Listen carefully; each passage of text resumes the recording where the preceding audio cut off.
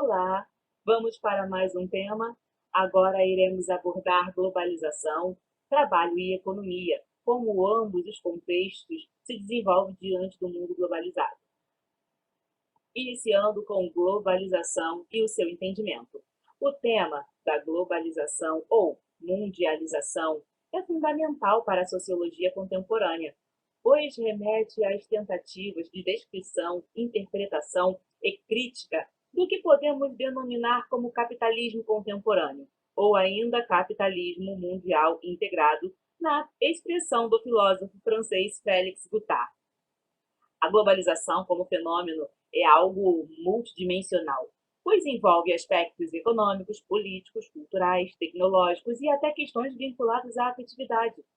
Se pensarmos que há impactos observados na estrutura dos arranjos familiares no contexto da globalização, decorrente das formas de trabalho, migração e economia, vista de forma geral. Entender, nesse sentido, alguns desses aspectos e procurar redirecioná-los com nossa vida cotidiana é uma tarefa importante no contexto do estudo da sociologia.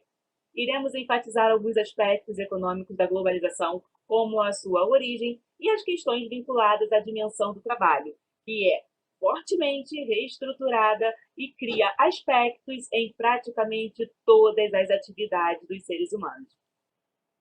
Então, para continuar nas abordagens, vamos analisar o neoliberalismo e globalização.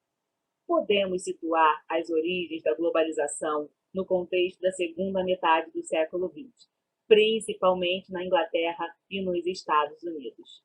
Na década de 70, o modelo social-democrata dos estados de bem-estar social, welfare state, chegava a um estado de esgotamento, em razão de processos de endividamento público, sobrecarga de benefícios sociais, inchaço do Estado, além das crises do petróleo, da década de 73 e 79.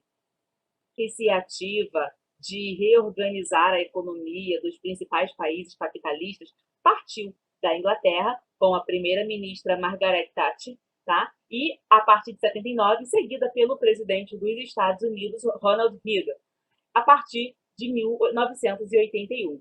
Como se tratava de políticas econômicas com claras evidências do liberalismo clássico, mas também com novos ingredientes, elas ficaram conhecidas como políticas neoliberais ou simplesmente neoliberalismo.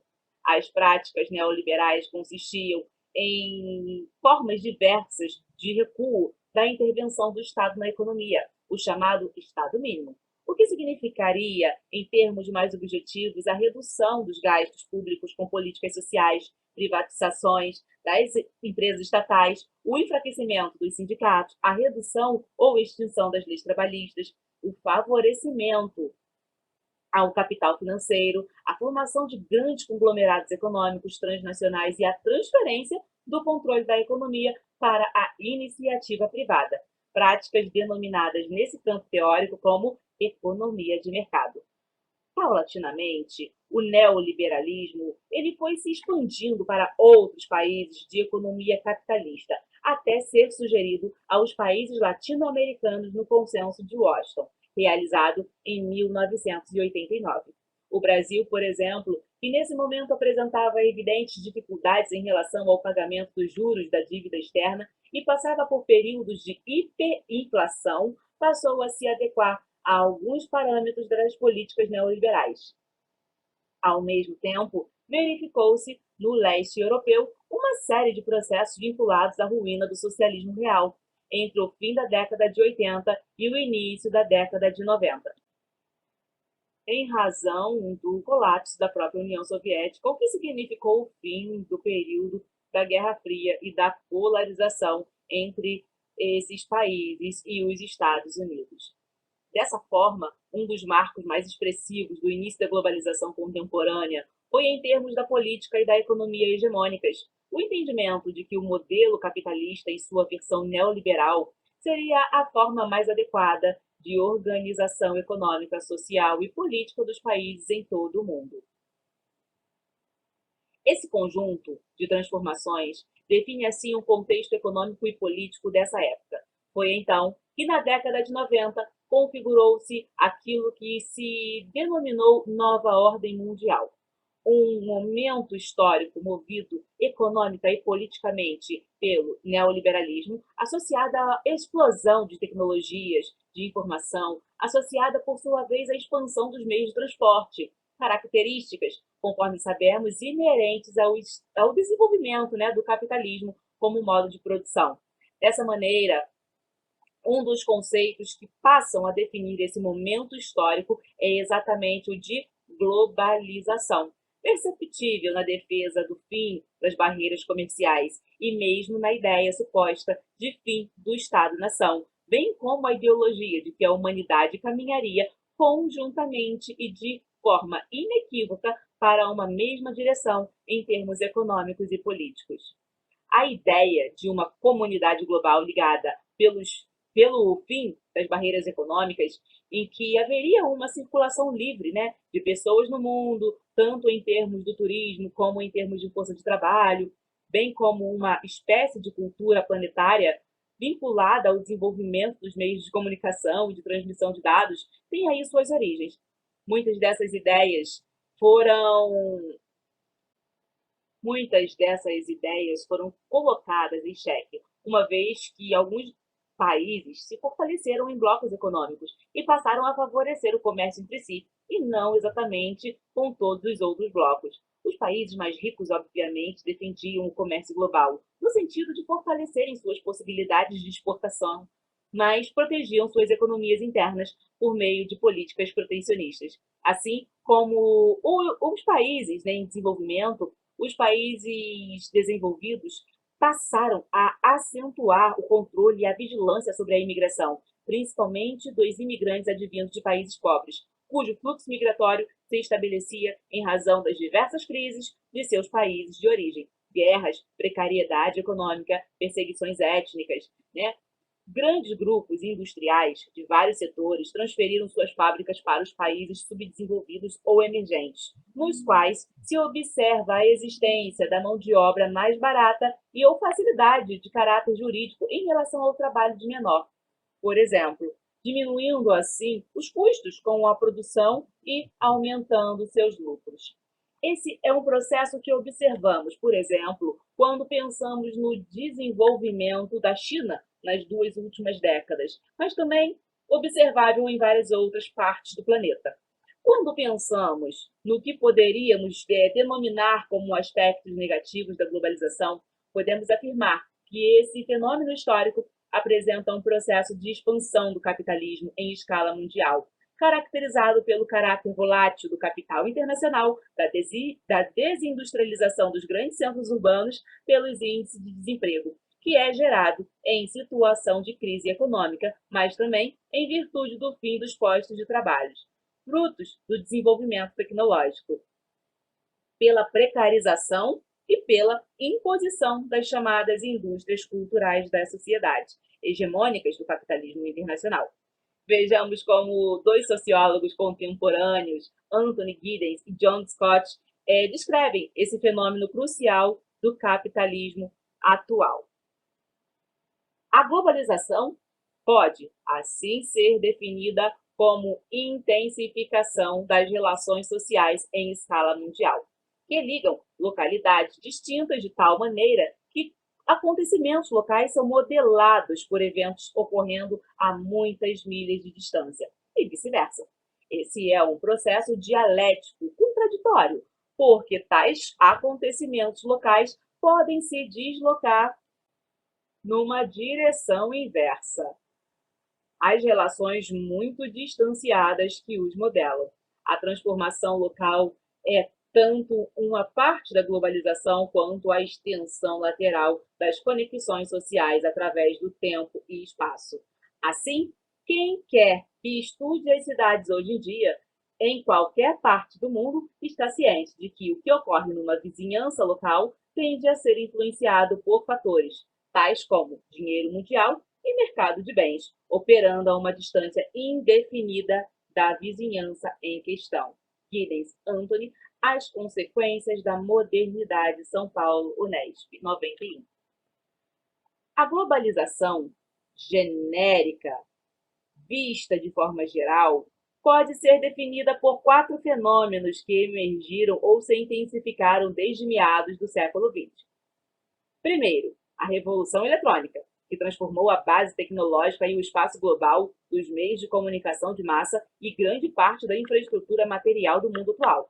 Segundo, a descolonização da maior parte da África, Ásia e Caribe, com impactos importantes sobre as atividades econômicas e culturais transfronteiriças e sobre as formas de migração e pós-colonialismo. Terceira, a criação de espaços sociais transnacionais. E, quarta, formas qualitativamente novas de cosmopolitismo, que permite que pessoas e grupos construam múltiplas identidades. E aqui falaremos sobre os efeitos econômicos da globalização. São vários os efeitos econômicos vinculados ao fenômeno da globalização. Destacaremos algumas questões referentes a esse tema. Quando pensamos nas questões gerais da globalização, em termos geopolíticos, percebemos a importância que a língua inglesa vem adquirindo desde o pós-guerra, na segunda metade do século XX, mas que se cristaliza de forma mais efetiva nas últimas décadas, na medida em que é adotada como segundo idioma, em diferentes partes do mundo, ou até mesmo como língua oficial, mantendo nesse contexto os Estados Unidos ainda como uma referência de principal potência dominante. A presença de multinacionais estadunidenses em grande parte do planeta, a imposição da indústria cinematográfica hollywoodiana em escala planetária, somada ao poderio bélico e econômico, fizeram desse país um dos grandes líderes do cenário mundial. Entretanto, nos dias de hoje, a hegemonia dos Estados Unidos é um fato que também encontra questionamentos. No cenário mundial contemporâneo, verificamos novas configurações econômicas envolvendo tanto o crescimento da China, a crise das economias europeias e a crise econômica que se estabeleceu nos Estados Unidos a partir de 2008. Isso marca de forma muito importante as relações de instabilidade econômica e a política que vemos no contexto do mundo atual. Nesse contexto histórico, também notamos a presença dos movimentos anti-globalização e da emergência contraditória de novas identidades nacionais, locais ou de caráter religioso, elementos que se somam a uma discussão sobre as reais dimensões da hegemonia estadunidense no mundo atual. Em contrapartida, não podemos negar o fato de que os processos de internacionalização econômica, cultural e científica estão muito presentes em nossa vida cotidiana. Esses processos são visíveis, por exemplo, na presença maciça de cursos particulares de língua inglesa em países de tradição monolinguística, como é o caso do Brasil. O brasileiro médio não domina o espanhol, por exemplo, mas também nos processos de internacionalização cada vez mais evidentes que observamos nas universidades brasileiras, na própria comunidade científica do país, que envolvem tanto a produção intelectual vertida para o inglês, como a expansão das trocas de conhecimento com outros países nessa mesma língua. Os processos vinculados à globalização tendem a eliminar as barreiras entre países, seja elas de caráter alfandegário, cultural ou político, em razão desses processos de integração ou conexão entre os países. As alterações na vida econômica em um determinado país podem atingir uma série de fatores. É nesse fenômeno que nos faz hoje, como indivíduos e cidadãos, seres absolutamente ligados em termos econômicos às flutuações do mercado internacional. E a esse respeito, as deliberações econômicas dos governos e dos grandes grupos econômicos são realizadas de acordo com os cenários mundiais. Os índices das bolsas de valores determinam diversas situações, funcionando assim como uma espécie de fenômenos dos mercados, e termômetro também dos mesmos. Repercutem no mercado de ações estrangeiras e nacionais e permitem que investidores estadunidenses possam investir em Taiwan, por exemplo, assim como empresários chineses possam investir na Argentina. A alteração de preços nos mercados internacionais uma crise de produção em virtude de catástrofe natural ou correlatas e mesmo questionamentos em termos de saúde pública ou qualidade de mercadoria, sejam alimentos ou brinquedos, tem impactado na vida de todos aqueles que se encontram vinculados pelas relações de mercado no mundo todo. O dono de uma loja de 199, um feirante que tenha uma banca especializada em frutas ou grandes empresários do setor automobilístico, todos lidam com essa situação, mesmo que de forma e em graus diferentes de momentos financeiros. Para a economia Estado, para o economista estadunidense Paul Krugman, quando o mercado se desvaloriza ou a economia de um país entra em crise ou mesmo em colapso, isso acaba afetando as outras economias, em decorrência da retirada de investimento estrangeiro de países economicamente instáveis. Assim, esse é o maior risco da globalização, pois a crise econômica de um país causa danos a muitos outros países, principalmente aqueles mal estruturados econômica e politicamente, que estejam até mesmo interrelacionados com os demais. Quando observamos as relações econômicas entre países, verificamos que, de forma geral, as classes trabalhadoras do antigamente chamado Primeiro Mundo se uniram e a seus respectivos governos para criar um sistema de taxas para seus produtos, garantindo seus empregos e prejudicando ainda mais os chamados países de terceiro mundo ou emergentes.